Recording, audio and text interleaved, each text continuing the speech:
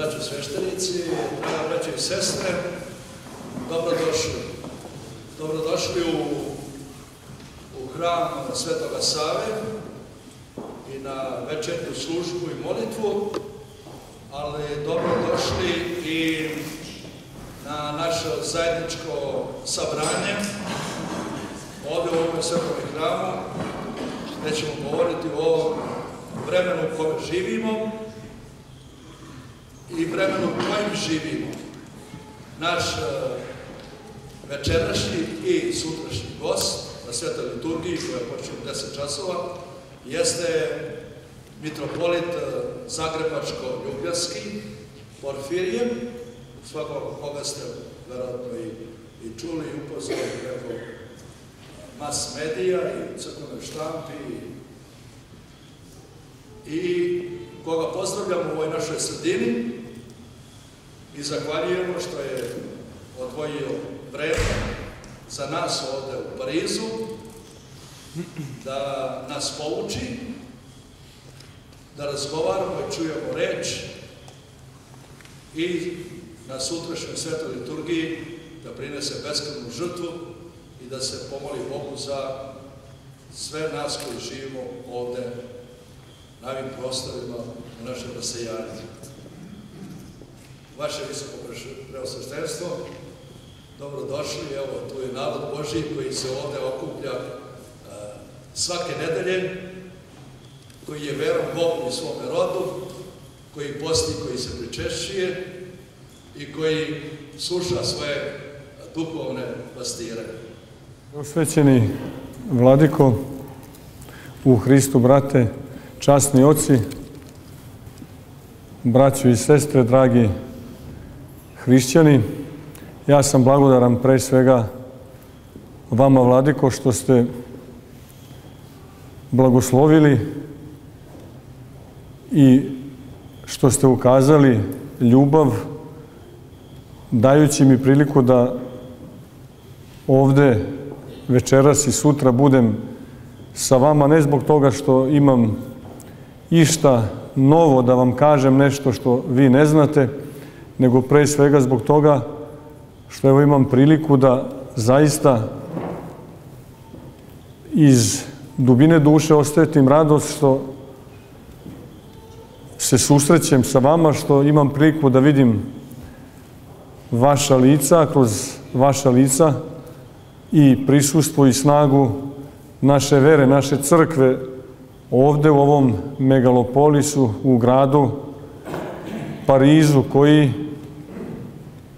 kad se spolja pogleda na sve može da podsjeti, osim na to da ima istinske i prave duhovnosti. Ali upravo ova sredina koja je na izgled razuzdana, raspusna, oprostite na izrazu, na ulici ponekad deluje i divlja, pruža mogućnost da u ovakvom jednom malom hramu, kao u Vitlemijskoj pećini, osjetimo dubinu i snagu vere, osjetimo da se prisustvo Hristovo ne prepoznaje u mnoštvu, nego u raspoloženju srca, da je Hristos tamo gde je njegova crkva i da nezavisno od toga što je ovo zaista malo stado, prisustvo malog stada i u ovom velikom gradu jeste nada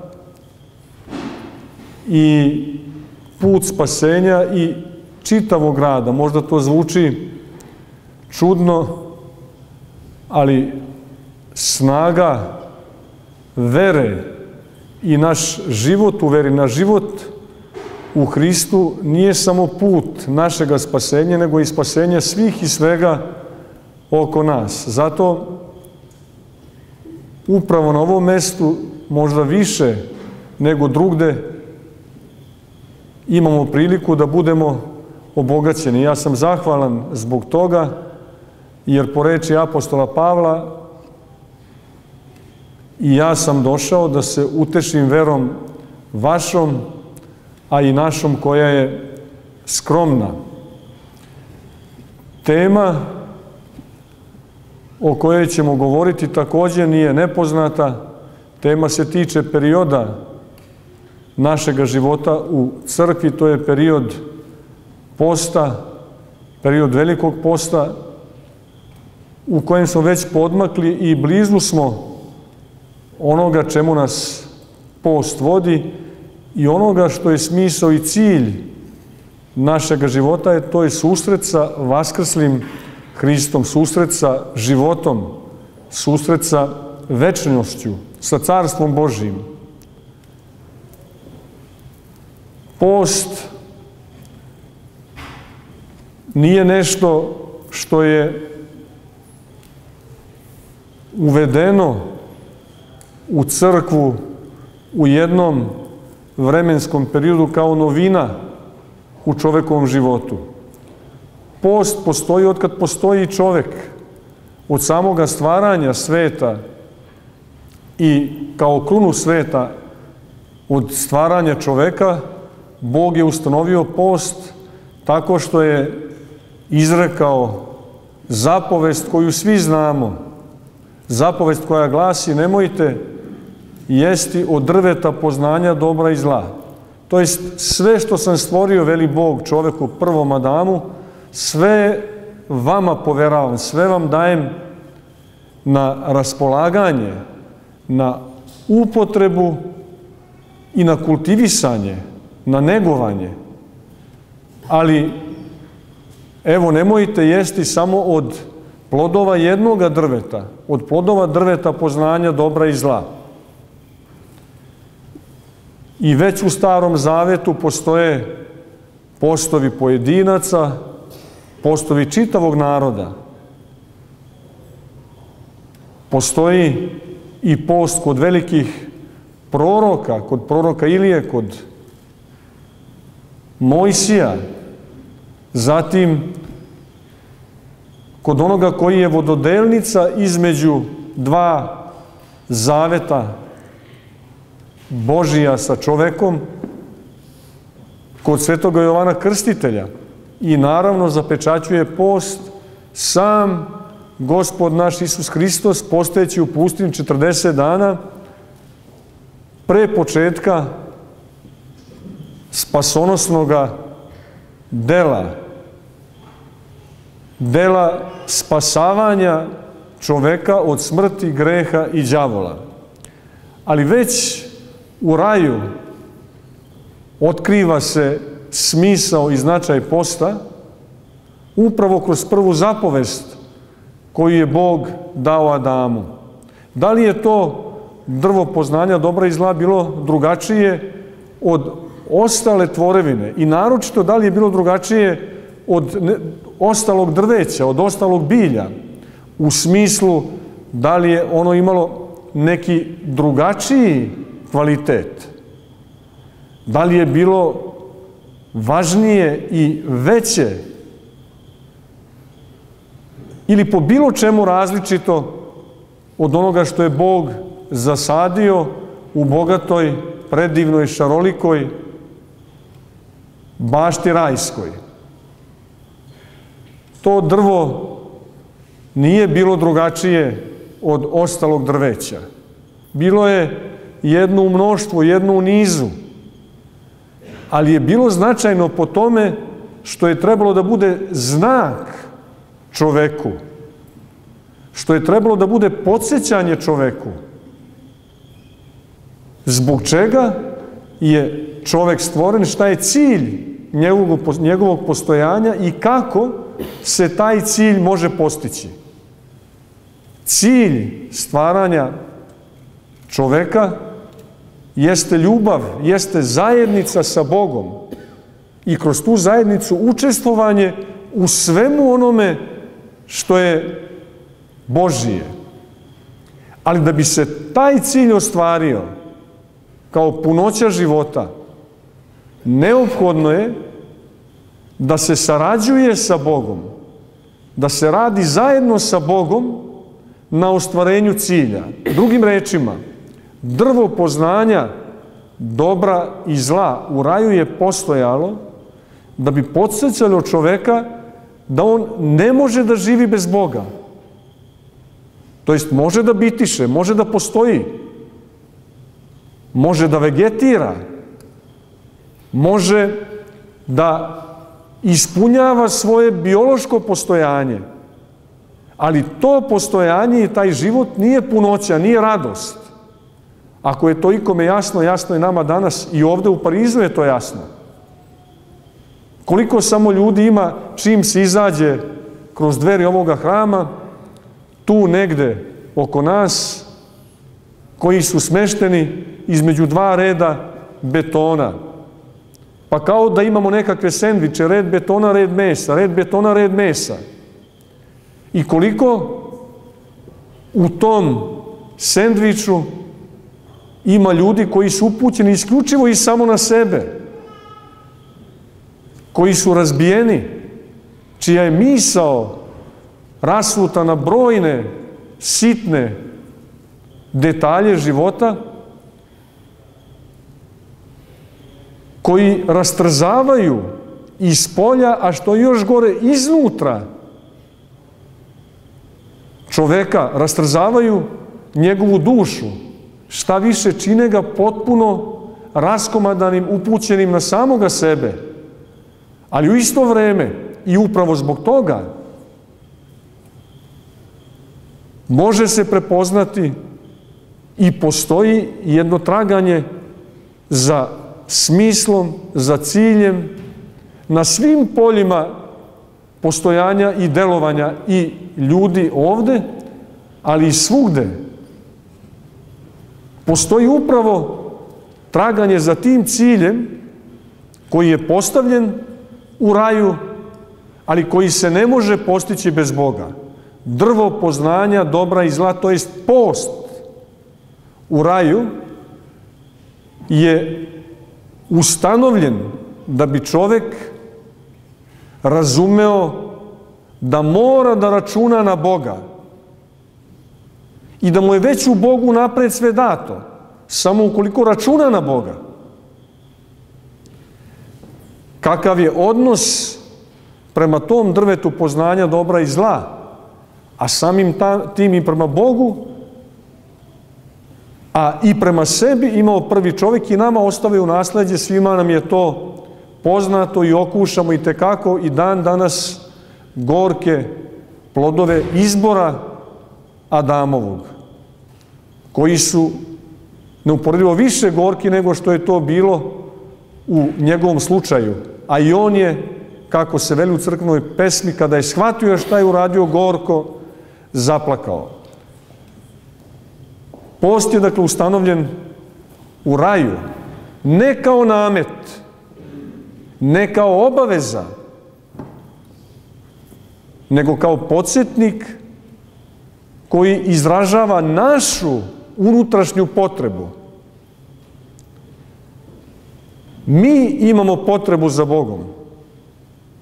O tome već i ptice na grani znaju. Činjenica koja se konstatuje o čoveku jeste i ta da je on homo religiosus. Ne samo to, nego da je pre svega iznad svega homo religiosus. Dakle, biće koje ima metafizičku potrebu, koje ima potrebu za Bogom, koje punoću i smisao svoga života može naći isključivo samo i jedino u Bogu. To iskustvo, tu činjenicu,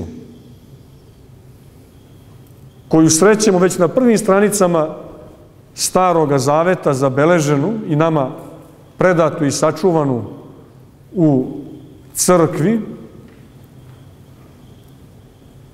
revitalizujemo, to jest aktualizujemo u životu crkve samim Gospodom Hristom,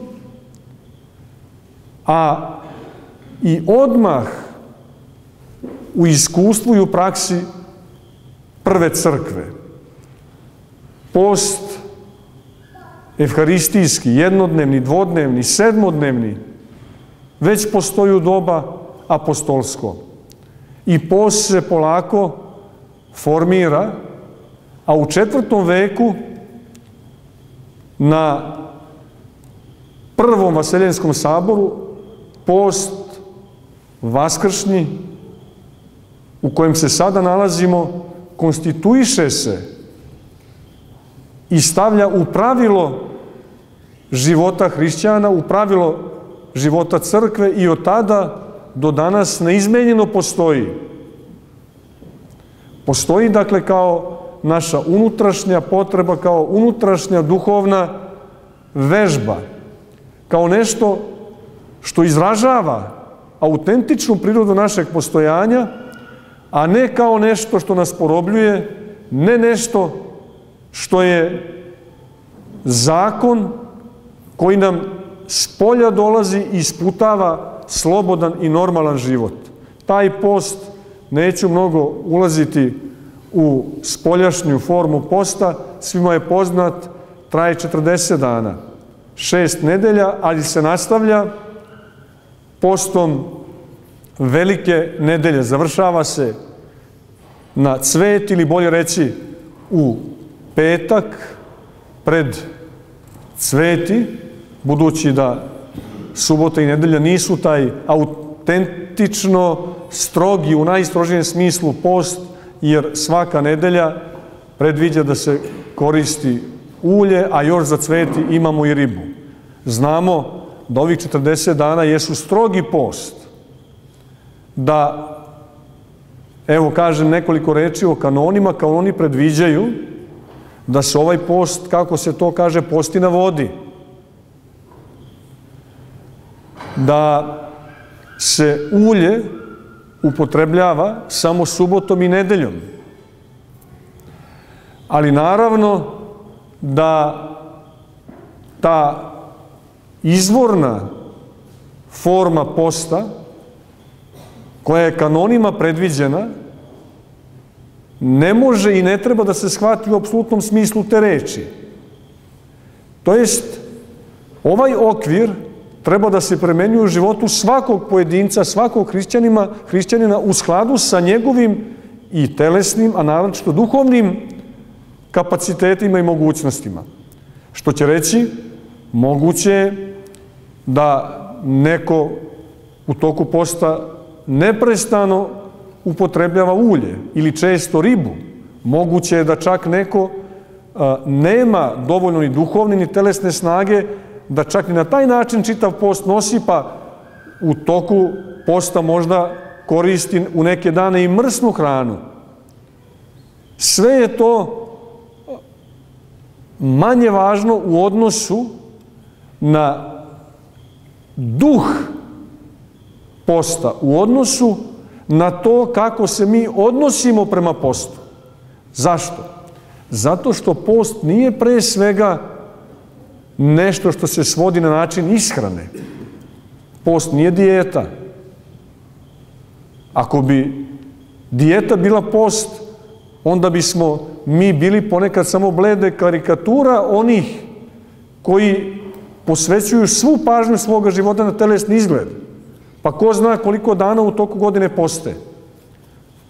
Post, dakle, nije dijeta i ne svodi se na način ishrane. I u okviru opštih pravila posta svako će, negujući postnu atmosferu u svom životu, upotrebljavati hranu posnu, više ili manje, pa čak možda razrešiti sebi i na upotrebu mrsne hrane, sve po blagoslovu sveštenika.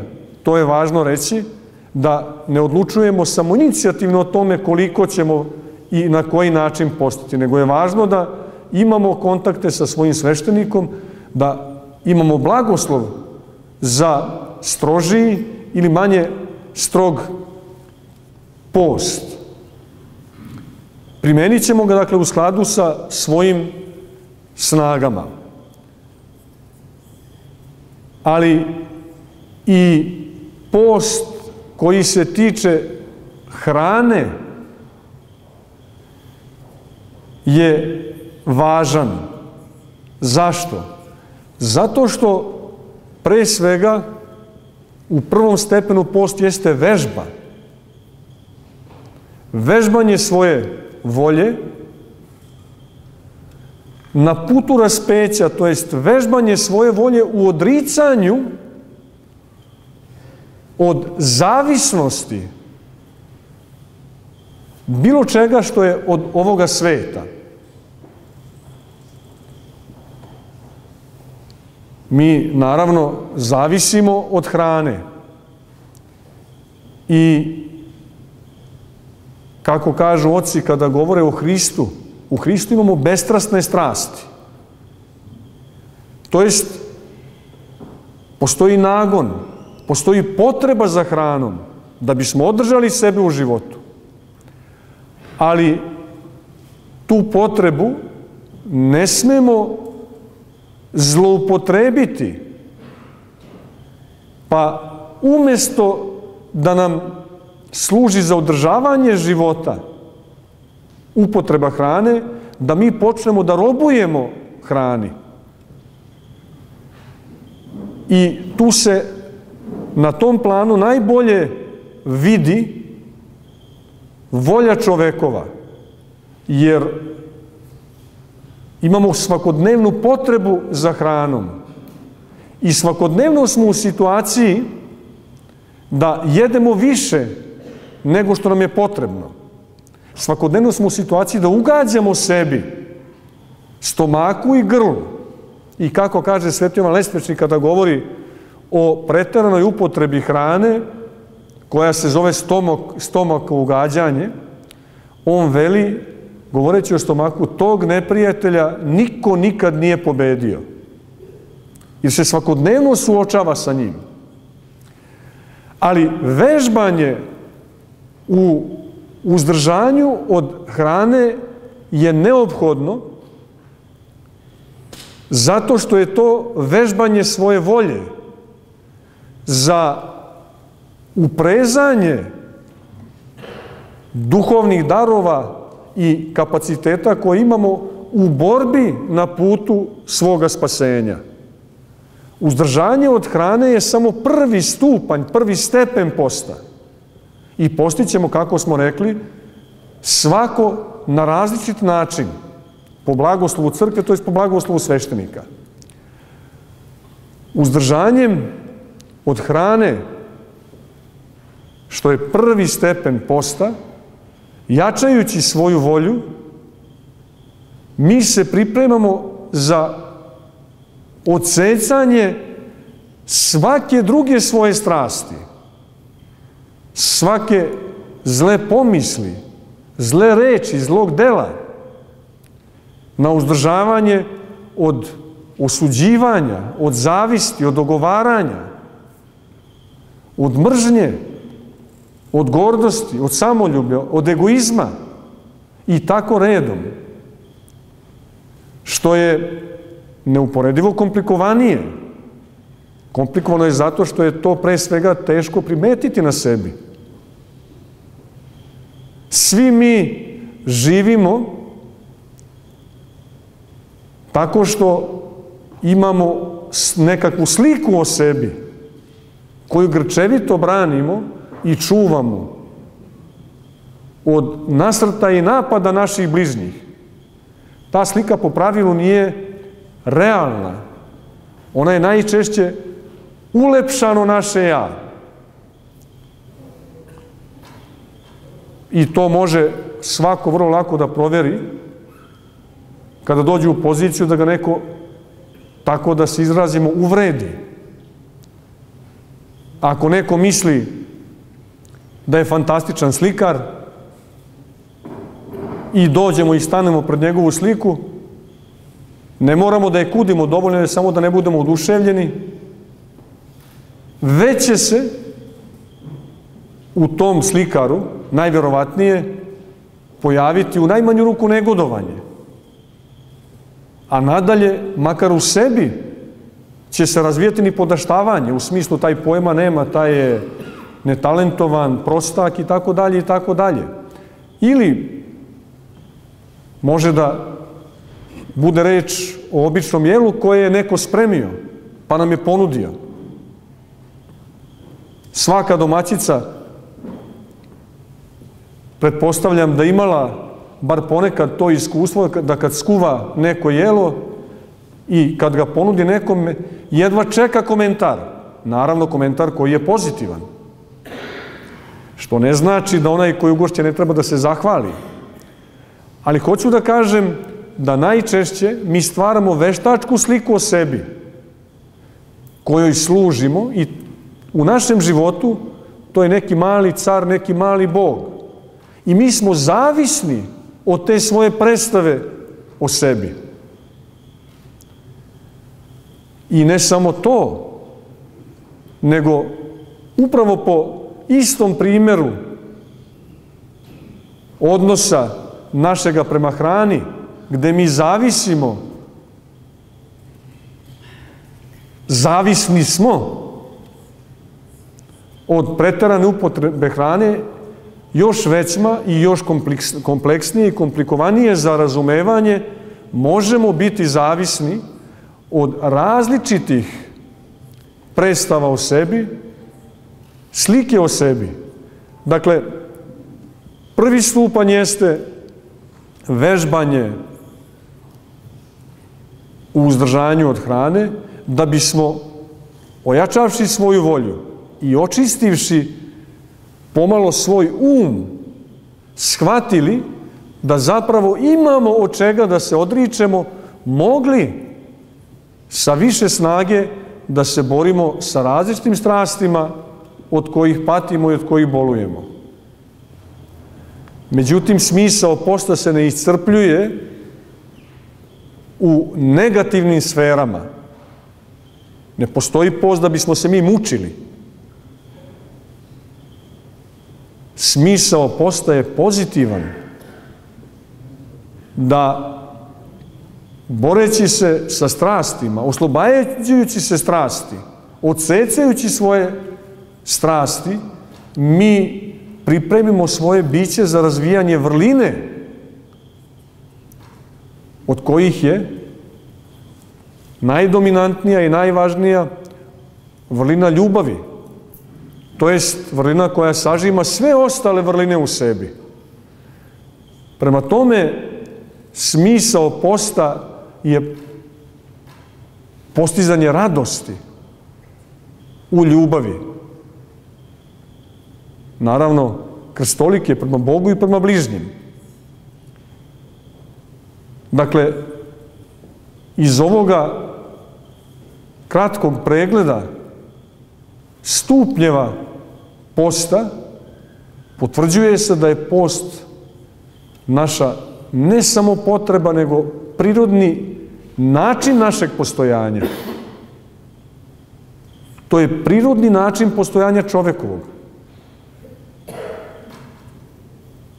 Post je život u kojem mi u harmoniji, u skladu, upotrebljavamo i koristimo sve svoje talente i sve svoje darove sa ciljem izgrađivanja ljubavi sa Bogom, prema Bogu, sa bližnjim i prema bližnjem. Atmosfera posta je uvek atmosfera pokajanja. I to je pojam koji često izaziva kod ponekog od nas pogrešan utisak. Kada razmišljamo o pokajanju, mi najčešće mislimo o jednom mučnom stanju u kojem se nalazimo. U stanju u kojem osjećamo grižu savesti, pa nas šibaju različite pomisli zbog nekih postupaka, dela koji su bili pogrešni, koji su, da se tako izrazim, a često izbegavamo da upotrebljavamo tu reč, koji su gresi. Danas kad kažemo greh, nailazimo najčešće na osudu. Pa onda mislimo da kada se upotrebi reč greh, tu nešto nije psihološki s nama u redu. Ali greh postoji. Šta više, libimo se često da kažemo da je nešto pod uticajem demonskih sila. Ali to postoji. Nečastivi postoji i on je itekako delatan i aktivan u našem životu. Naravno, aktivan ne zato što on ima pravo na nas, nego zato što mu mi otvaramo vrata svoje duše i svoga srca, puštamo ga da budemo mi njegovi saradnici. Danas, kada kažemo da je nešto učinjeno pod inspiracijom nečastivog, opet će neko reći da smo zreli za psihijatre. Međutim, to zaista postoji i najveća obmana nečastivog je u tome da mislimo da ga nema. Ili da mislimo da ima vremena za duhovni život, za podvig. Daj malo tu sad dok smo još u punoj snazi, dok smo mladi da se naživimo života, pa ima vremena, onda ćemo mi uvesti u svoj život atmosferu posta, to jest uvesti u svoj život pokajanje. Jer mislimo da je pokajanje jedan neprijatan proces, neprijatno stanje u našem životu. A da bismo mi razumeli šta je pokajanje, mi moramo pre svega da vidimo Boga onakvim kakav on jeste. Da ga vidimo očima crkve.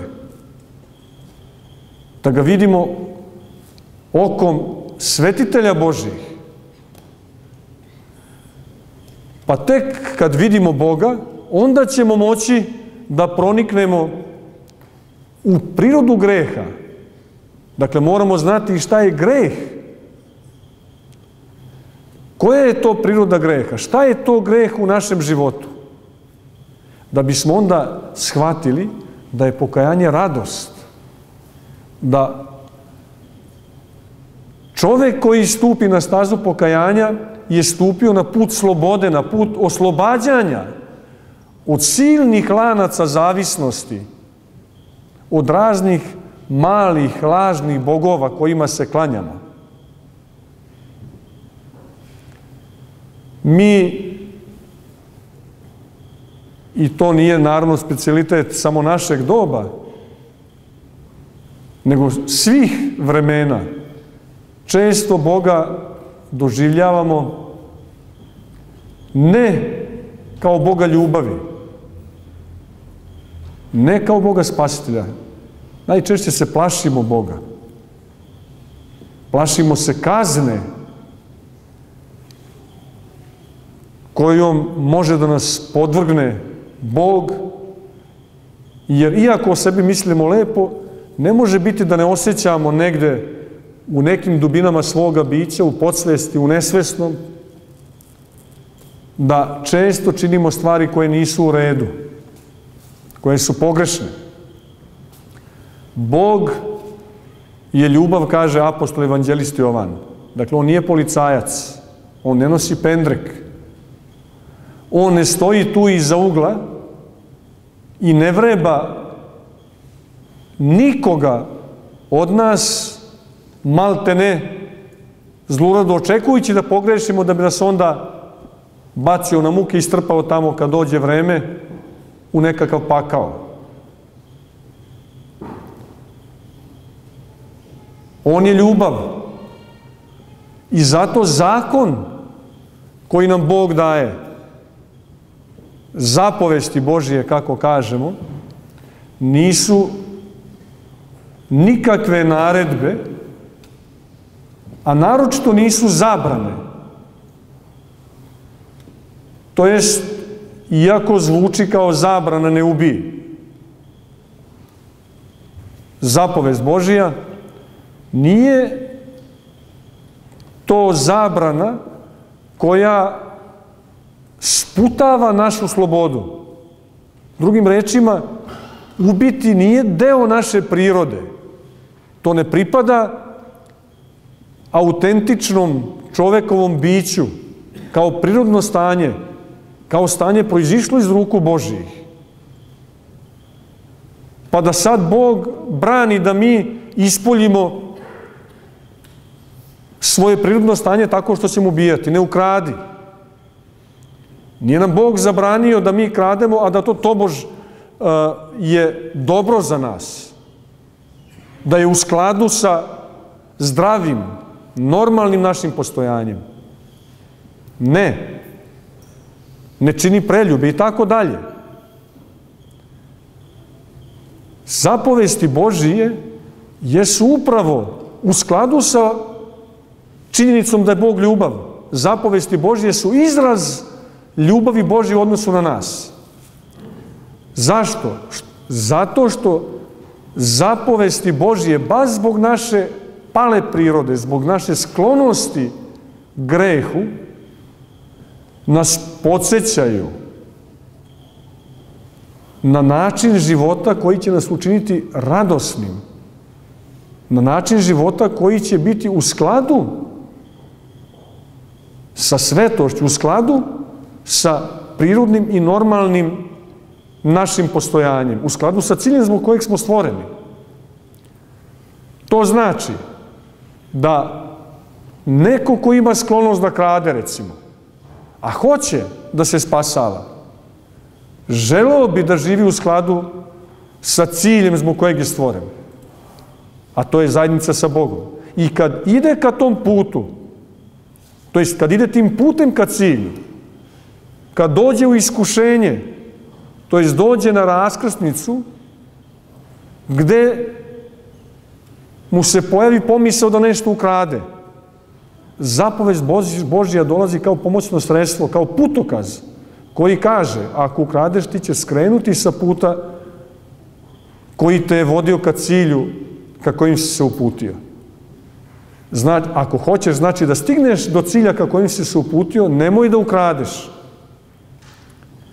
I isto to se dešava sa svakom zapovešću Božijom. Ali zato i greh nije prestup pravila koji nam se spolja nameće, koji ne odgovara našoj prirodi. Prestup pravila zbog koga treba posle da budemo kažnjeni. Ne, nego je greh skretanje sa puta. Ili, što i znači sama reč greh, kako je zapisano u Novom Zavetu, u izvornom novozavetnom jeziku, grčkom, amartija znači promašaj cilja. Dakle, greh je promašaj cilja. Ciljao si u sastanak sa Bogom, a pogodio si negde, ko zna koliko daleko od tog dogovorenog sastanka sa Bogom. Zato i pojam kazne ne postoji s aspekta Božjeg odnosa prema nama. On postoji samo s aspekta našeg odnosa prema sebi. Ako uopšte možemo da upotrebimo taj pravnički termin kada govorimo o zajednici Boga i čoveka i čoveka i čoveka. Kazna je zapravo stanje u koje smo mi sebe doveli, a to stanje podrazumeva odsustvo blagodati Božije. Ne zato što blagodat Božja ima granice i što ljubav Božja može biti ograničena, nego zato što smo mi sebe zatvorili za prodor ljubavi Božje i blagodati Božje u naše biće. Dakle, greh je promašaj cilja i greh je prepreka, brana koja sprečava ljubav Božju da nas ispuni, A ta ljubav Božija jeste zapravo rajsko stanje, jeste carstvo nebesko. Naravno, to stanje već ovde i sada počinje. Osjećanje pakla nije ništa drugog nego osjećanje potpune samoće.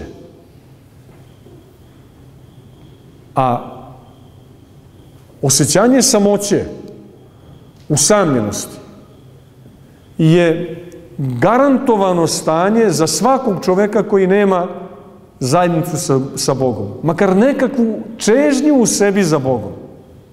Onaj koji posjeduje i čežnju, pa makar ta čežnja bila i neartikulisana i nesvesna, on ima u sebi tračak radosti, on ima na momente predukus tog besplatnog dara koji dolazi od Boga u odnosu na nas. Dakle, greh nas vodi u promašaj i greh je već ovde i sada predukus pakla.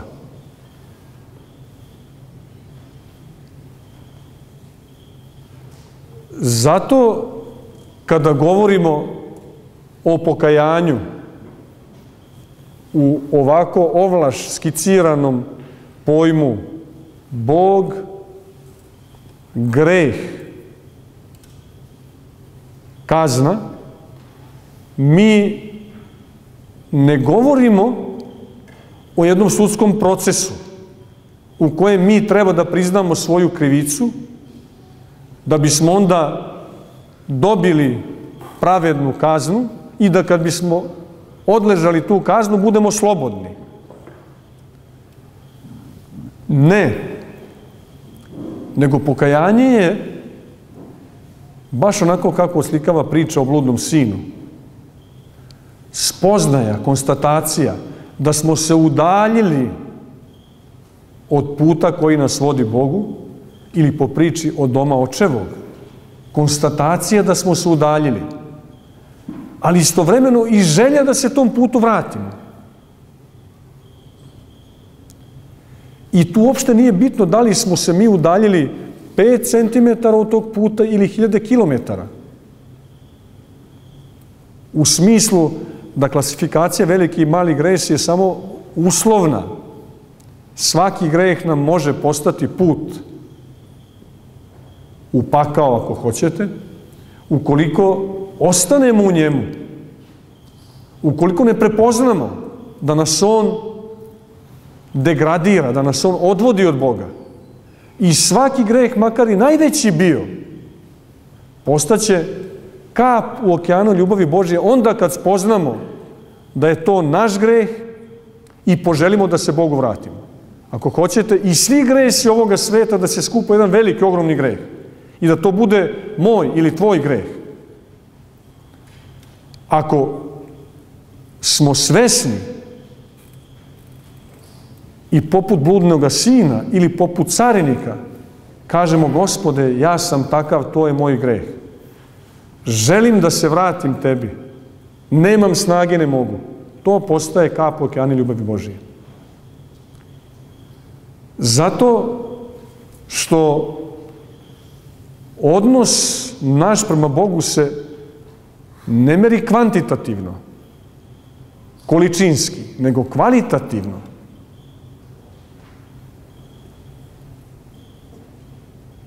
Važno je, dakle, da spoznamo i da prihvatimo svoj greh i Bog će nas, kako se vidi u priči o bludnom sinu, neizostavno primiti, jer Bog je ljubav.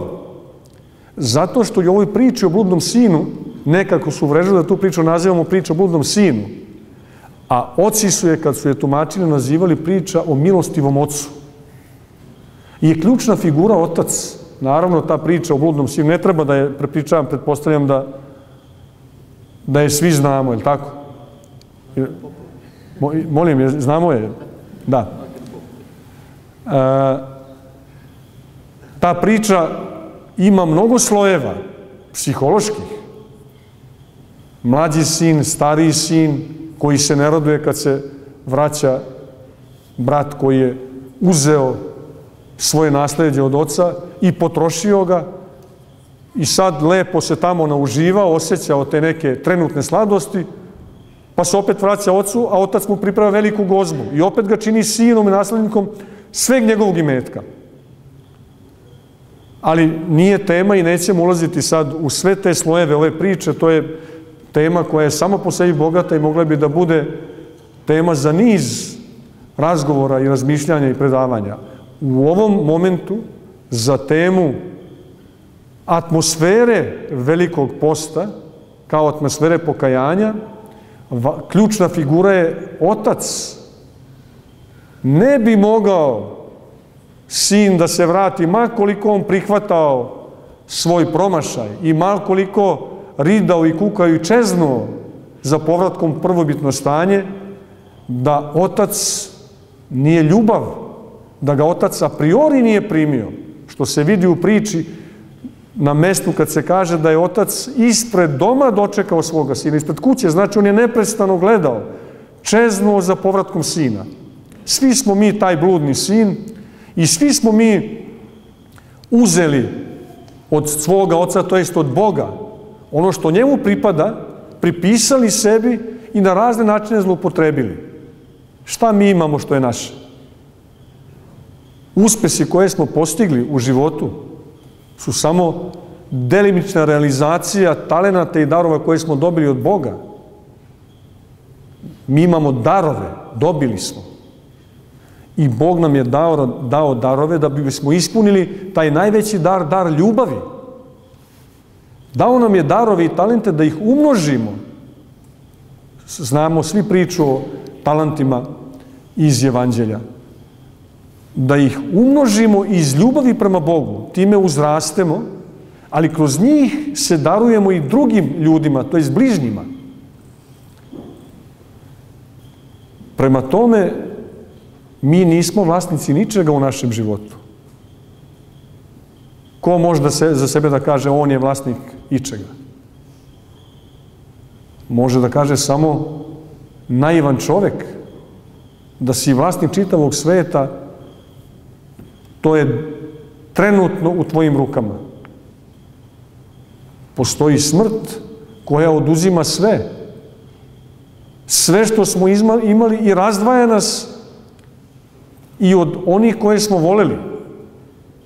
Naše je samo ono što smo dali.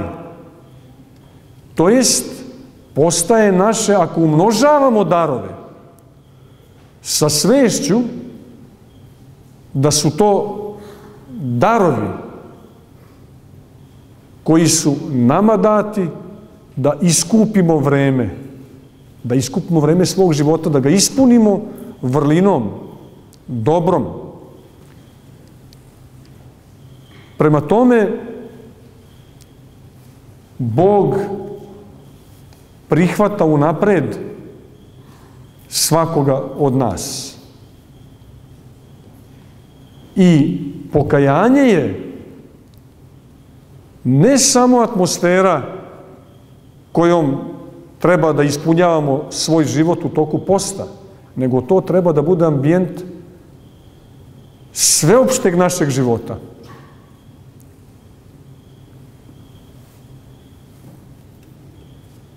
Zato sveti oci kada govore o pokajanju, pokajanje nazivaju radosnom tugom. Zašto? Zato što mi osjećamo tugu onog momenta i to je u stvari pravo osjećanje. Osjećamo tugu zato što smo se udaljili od puta koji nas vodi ka Bogu. Udaljili smo se od sebe. Udaljili smo se od bližnjih, od prirode. Postali smo eksploatatori svega oko nas. I svi suštinski problemi koji muče modernog čoveka rešavaju se postnim ambijentom, postom, postnim etosom, postnim stilom života, pokajničkim stilom života. Jer pokajanje znači promena stila života. I zato post postoji da nas nauči da tvorevina jeste dar Božji, da je tvorevina data, da je koristimo za održavanje života, ali i da nam bude hram. A eksploatatorski odnos, zloupotreba na tvorevine proizvodi osvetu tvorevine.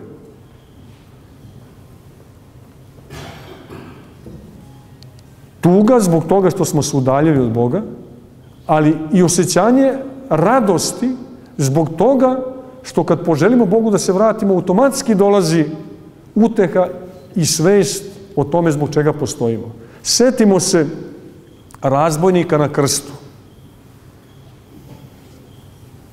Ako igde jasno, tu je jasno. Gospod raspet, pored njega dva razbojnika. I jedan od te dvojice razbojnika izgovara rečenicu: seti me se, Gospode, u carstvu svome. I Gospod mu odgovara: još ćeš danas biti sa mnom u raju. Evidentni razbojnik, to evanđelje potvrđuje. Koliko li je taj ljudi ucvelio, koliko li je možda pobio, koliko li je unesrećio ljudi oko sebe. Pa zar je to pravda Božja? Da taj poslednji tren pred odlazak iz ovoga sveta uđe prvi sa Hristom u raj. Tu se radi o tajni pokajanja kao promeni stila života. To je s tom razbojniku je u tom momentu sve postalo jasno. Postalo mu je jasno da je on samo sa Hristom. To jest u postu, kroz pokajanje, i zato post postoji. Nama treba da postane jasno da sam ja. Isključivo i samo kad sam u zajednici sa Hristom. Da si ti samo onda kada si u zajednici sa Hristom. I kad ti je Hristos na prvom mestu, sve je na svom mestu.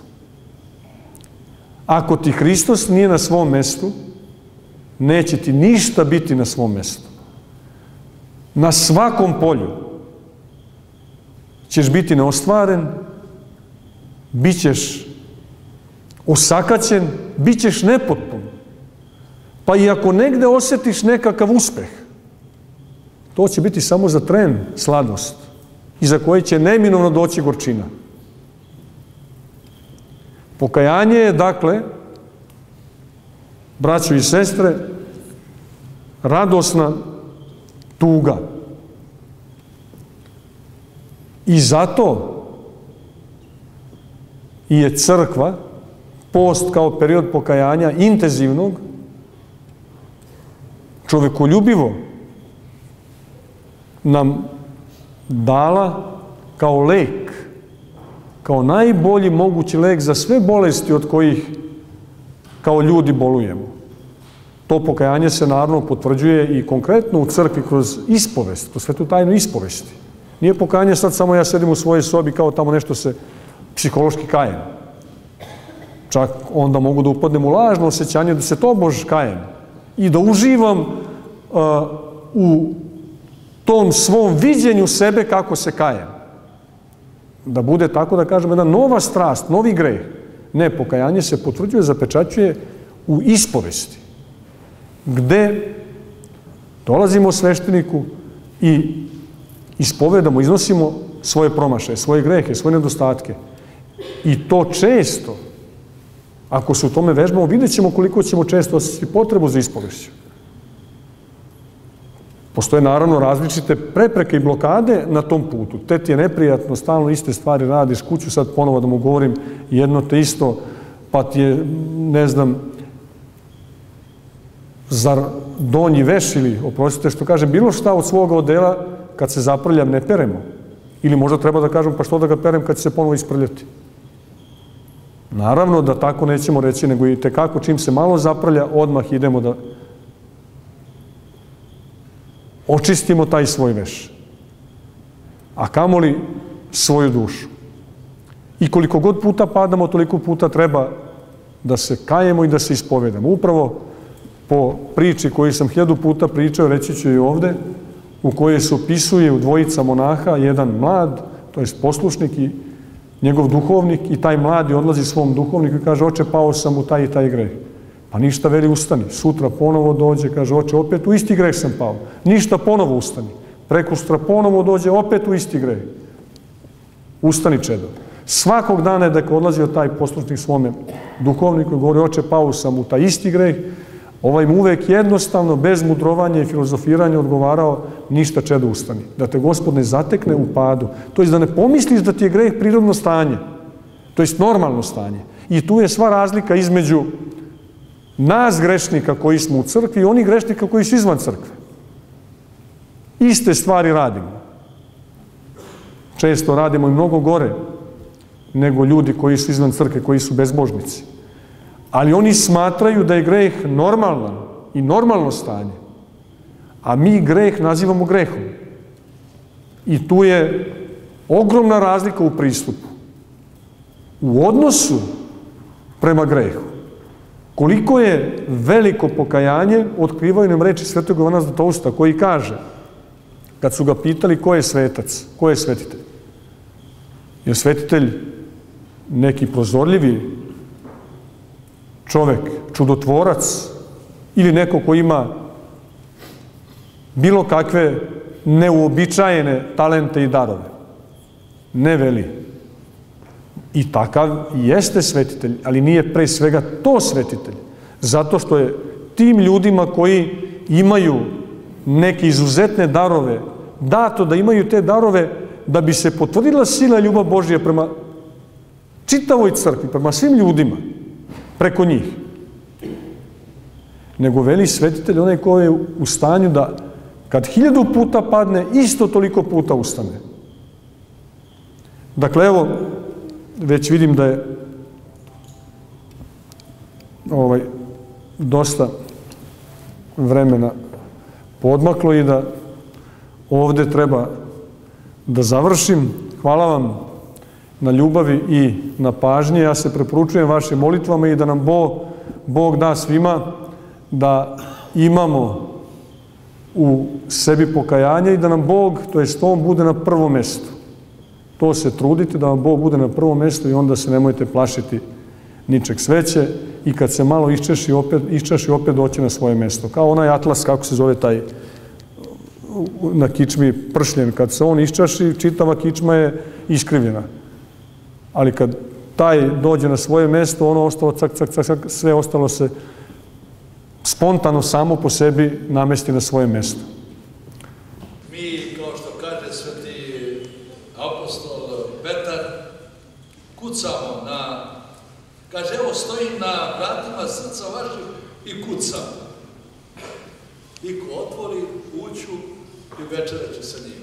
Eto, to je, hvala mitropolitu Porfiriju što je odvojio vreme i bio sa nama i što nas je lepo poučio i kazao nadu, kazao nam put nade, put ka Gospodu, koji svakako, kojim treba da idemo i težimo kao hrišćani, kao pravoslavni, da nas u moru kultura, religija, nacionalnih opredeljenja, filozofija i načina života, uvek ljudi prepoznaju da su pravoslavni.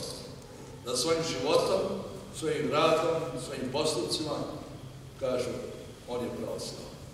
Pravoslavno živi. Ja sam pravoslavan. Pa eto, hvala vam, draga braćo i sestre, i vama koji ste došli večeras ovde na molitvu i na duhovni razgovor. I eto, sutra je sveta liturgija u 10 časova i dobro došli ovde na ispovest i svetu tajnu pričešća. I opet na reč pouke posle evanđelja, opet ćemo govoriti mitropolita. Vaše više pokušajeste, hvala vam. Imam pitanje. Visoko preosvećeni vladiko, blagodari prvenstveno što ste čuli naše pomisli svešteničke ovde i prosto kroz ovo vaše predavanje pomogli našem radu ovde. Postoji jedno pitanje većine nas ovde, a kako se boriti sa pomislima i malim, brzim, prosto neprimjetnim, kako da kažem, brzim pomislima i to je nešto što većinu nas ovdje u ovom gradu, u kome smo svi atakovani, napadnuti sa različitim reklamama, ponudama i svim što nas okružuje, da prosto jednu još uvijek, ako je moguće još jednu reč, kako presjeći u nekom trenutku našega dana, života, trenutka, sjedeći u automobilu, već na tome. Mi gotovo svi znamo šta treba da činimo. Kad čitamo Evanđelje ili pouke svetih otaca, to nam je dato šta treba da činimo. Međutim, uvek se postavlja pitanje kako. To je teško pitanje i pitanje na mestu. Mogao bi da postoji jedan naprosto kratak predlog koji nije zapravo moj, nego je predlog iskustva i predanja crkve. Kad je reč o pomislima, naravno da tu ne možemo da kontrolišemo koje pomisli dolaze i ne možemo često ni da razdvojimo, da definišemo šta je ono što je od nas, šta je što nije od nas. Je naprosto kao jedan ogroman veliki poligon gde najčešće pomisli dolaze od ili Boga ili nečastivog. A i to ne možemo često da razlikujemo. Najbolje to proizilazi iz pitanja i kao zaključak i odgovor da se branimo od pomisli. Tu postoje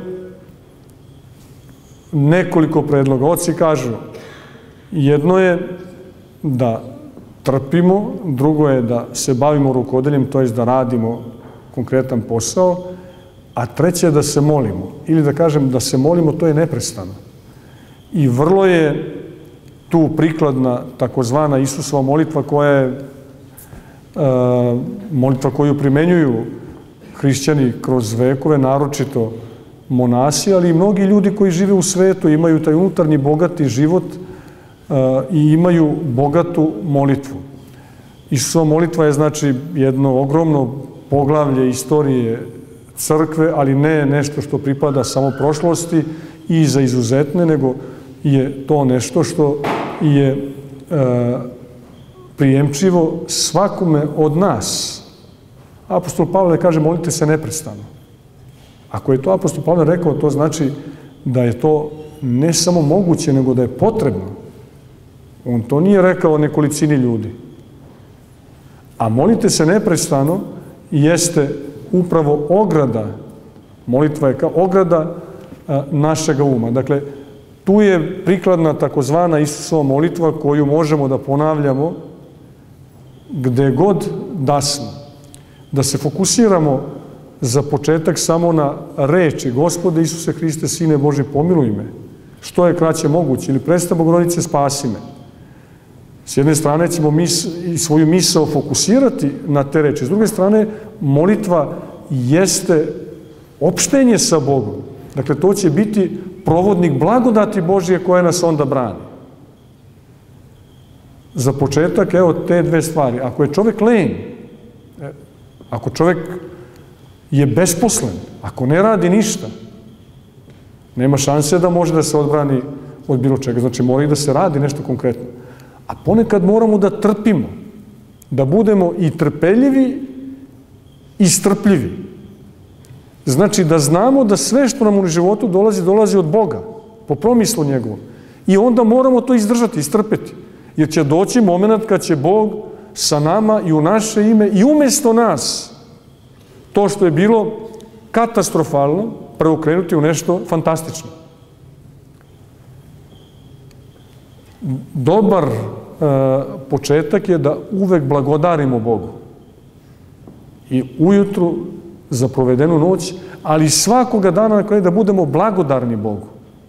Mi neprestano gunđamo i nezadovoljni smo.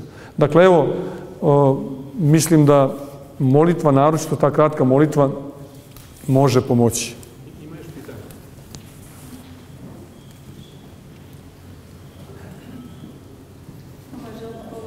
Hvala vam na predavanju. Kao i svako vaše predavanje bilo je jako poučno. Imam jedno pitanje što se tiče tjelesnog posta. Nešto što me, da kažem, muči ovih dana, baš i danas. pošto imam dosta prijatelja i dio porodice koji su Francuzi, ne treba govoriti da postimo, ne treba objašnjavati ljudima, ne treba se da kažem time paliti, međutim nekad želimo da postimo, da bismo nastavili da postimo, moramo kako da objasnimo ljudima, kako da se postavimo kako da napravimo neki balans, da stavimo do znanja da smo posto, Ako razumeo sam, znači u prilici ste da ste recimo sa nekim u društvu ili, na primjer, došli ste kod njega u goste i on vam ponudi mrsnu hranu ili ne... Da, ali recimo da je to neki prijatelj s kojim se često viđam, s kojim se često družim i... Pa ja mislim da u principu ne treba, ako ne može da razume, da je bolje da mu ne objašnjavate, nego da se trudite da postite, da se molite za njega. Kako da kažem, ljubav, da mu pokažete ljubav, jer ubeđivanje je u isto vreme pokušaj da nametnemo svoj pogled na svet. Ljubav znači apsolutno poštovanje slobode drugoga. Znači, bolje je da mu, kad već postoji ili nerazumevanje kod njega, možda i blagi otpor, da ne govorite mnogo o tome. Ali da postite što više možete, pa da postite i za njega. I naravno se molite za njega. A da budete svojim životom svedoci Hristovi, svedoci ljubavi Hristove. Mi ne možemo dokazivati Hrista, ali ga možemo pokazivati. Pokazivati sobom, pokazivati svojim životom. Dođite i vidite, to kaže Gospod. I mi kao crkva takav odnos imamo prema svetu. Dođi i vidi. A ja se trudim da svedočim. Sigurni budite da će to na duge staze imati efekta. Kad najmanje budete očekivali, Gospod može onda da pomeri tog vašeg neprijatelja, da dotakne njegovu dušu.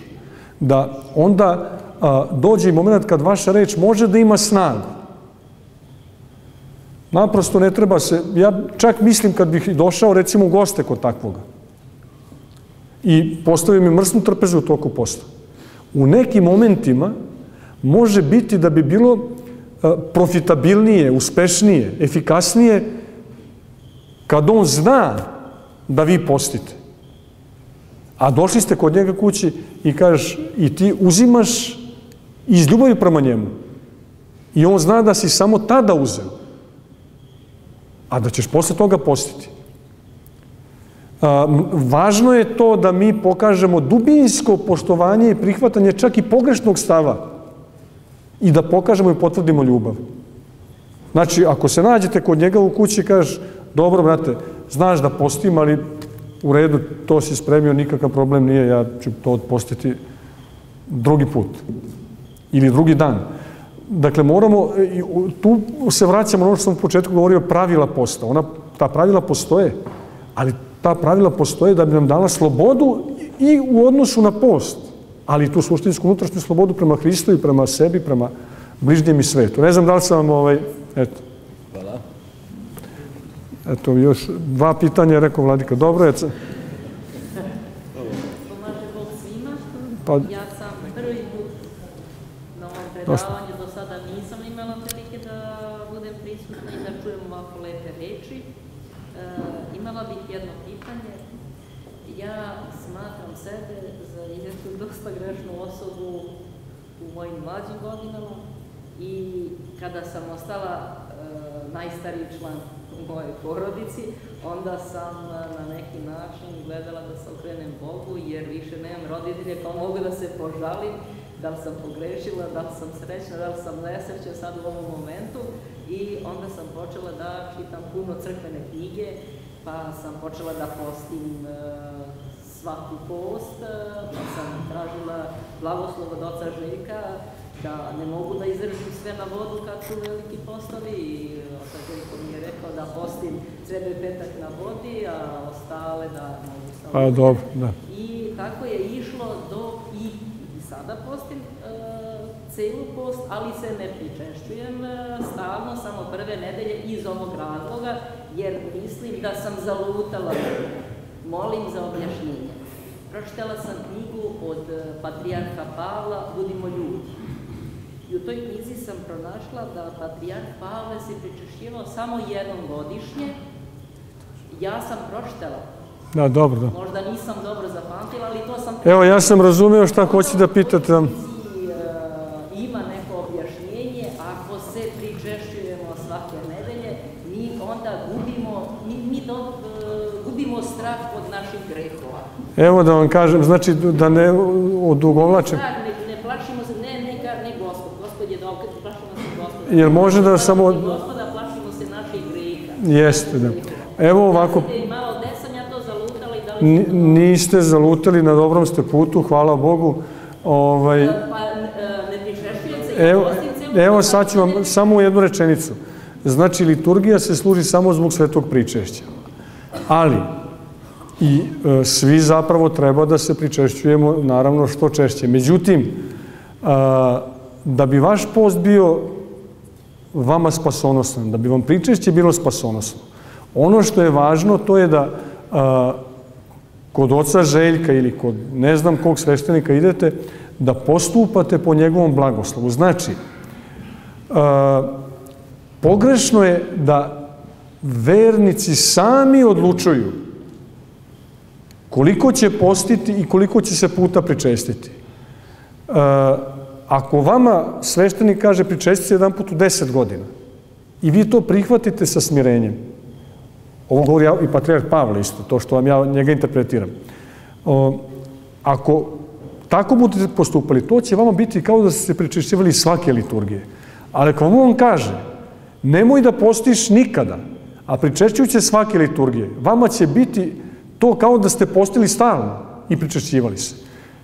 Zaključak je, da ne zakomplikujem više odgovor, da nemojte sami odlučivati koliko ćete postiti i kako, nego vi recite svoje probleme u vezi sa postom. Pomisli koje imate u vezi sa postom.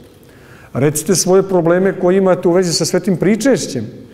Pomisli koje imate u vezi sa svetim pričešćem svome svešteniku kod koga se ispovedate i to što vam on kaže, ako prihvatite sa smirenjem, to će zaista biti izraz volje Božje, glas Božji. Evo, poslušajte to i bit ćete mirni. Pre svega, mirni ste, jer upravo govorili smo o pomislima. Vi ulazite u jedno stanje da onda imate rat pomisli, kako se to kaže. Da li sam dobro, ali nisam dobro. Onaj kaže ono, ovaj kaže ovo. Ulazite u jedno haotično misleno stanje. Umesto da kroz poslušanje svešteniku, to znači poslušanje crkvi, a to znači poslušanje Bogu, se oslobodite. U manastirima se to najbolje vidi. Monasi se trude da budu poslušni, da žive po blagoslovu igumana. Pa nisu oni robovi igumana. On samo tamo naređuje, radi to, radi to, radi to. Ne, nego zato što hoće da urade po blagoslovu. Da blagodat Božja bude tu i on onda više nema šta da misli. Sluša, kaže, šta radi, šta mu se kaže i nema problem sa ulaženjem u situaciju da svaki čas odmera da li je dobro, nije dobro, koliko treba, koliko ne treba i tako dalje. Dakle, po ovom pitanju pitajte sveštenika, ja vam to preporučujem. Mislim da je to ispravno. Evo, hvala.